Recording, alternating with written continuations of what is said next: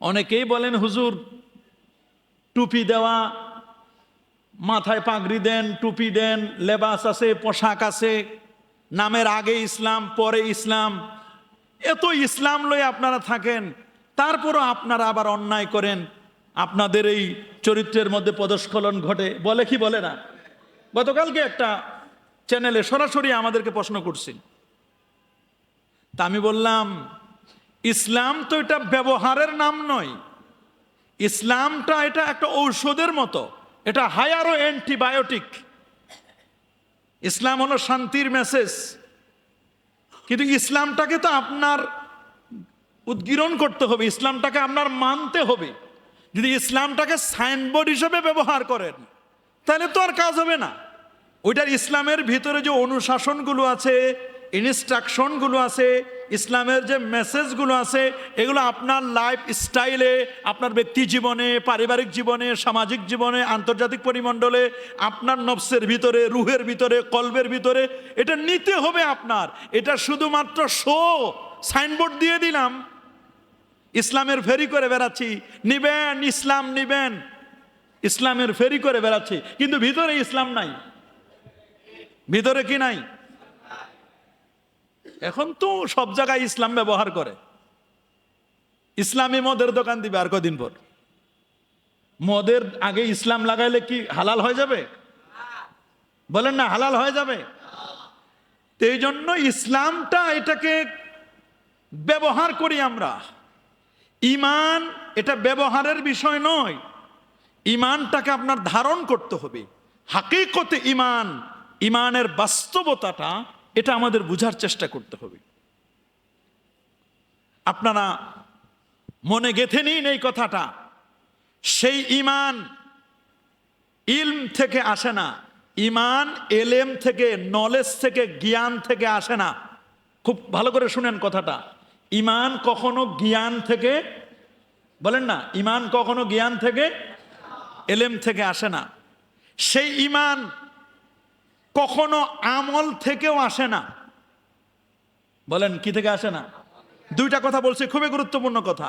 একটা হলো নলেজ বা জ্ঞান থেকে ঈমান আসে না, আরেকটা কথা বলছি আমল থেকেও ঈমান আসে না।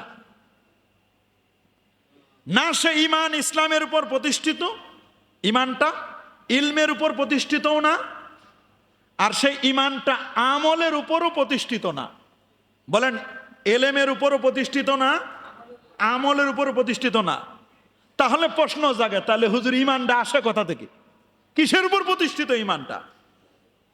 কঠিন কথা। কিন্তু ঈমান যখন আসে তখন ইলম এটা মাকবুল হয়ে যায়। আপনার ভিতরে জ্ঞান আছে, জ্ঞানের সাথে যদি আপনার ঈমানটা আসে, তাহলে ওই ঈমানের সাথে জ্ঞানটা মিলে আপনার ঈমানটা আগে রিজেক্টেড ছিল, এটা এখন প্রোডাক্টিভ হয়ে যায়, ঈমানটা এখন ভালো হয়ে যায়, ঈমানটা এখন কাজ করা শুরু করে। সুবহানাল্লাহ বলেন। ইলমটা কল্যাণময় হয়ে যায়, এলেম নূর হয়ে যায়। ঈমানের কারণে এলেম নূর হয়। বলেন ঈমানের কারণে এলেম কি হয়? তাহলে এলেম দিয়ে ঈমান আসে না। বলেন এলেম দিয়ে ঈমান, নলেজ দিয়ে, জ্ঞান দিয়ে, আকল দিয়ে কখনো ঈমান আসে না। এলেমকে নূর করে তুলে ঈমান, এলেমটাকে আলোকময় করে তুলে কে? ঈমান। ওই ইলম নিজে ঈমান আনে না, এলেমটা কখনো নিজে ঈমান। আপনার ভিতরে এলেম আছে, এই জন্য ওই এলেমটা ঈমানের দাবি করে যে আমি ঈমান আনবো, এটা নয়।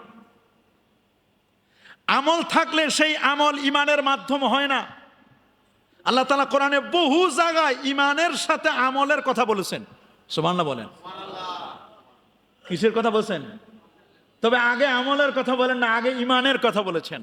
আল্লাহ রাব্বুল আলামিন বলেছেন, ইন্নাল্লাযীনা আমানু ওয়া আমিলুস সলিহাতি কানাত লাহুম জান্নাতুল ফিরদাউসি নুজুলা। আল্লাহ পাক রব্বুল আলামিন বলেন, ইন্নাল্লাযীনা আমানু, নিশ্চয় যারা ঈমান এনেছে, ওয়া আমিলুস সলিহাত, নেক আমল করেছে। তাহলে ঈমানের সাথে যে আমলটা আছে, ইমান এটা আমলের কবুলিয়াতের মাধ্যম হয়। বলেন না, যদি কারো ভিতরে ইমান থাকে আর ইমান থাকার কারণে সে যদি কোনো আমল করে, কোনো কাজ করে, তাহলে সেই আমলটা ইমানের কারণে আল্লাহর দরবারে মাকবুল হয়। সুবহানাল্লাহ বলে। তাহলে দুইটা কথা ভালো করে বুঝেন। প্রথম কথা হলো ইলম, জ্ঞান এটা ইমানের মাধ্যম নয়, বরং ইমানকে নূর করে তোলার মাধ্যম। আমল ইমানের মাধ্যম নয়, বরং তার বিপরীত, ইমান আমলকে মকবুল হওয়ার মাধ্যম।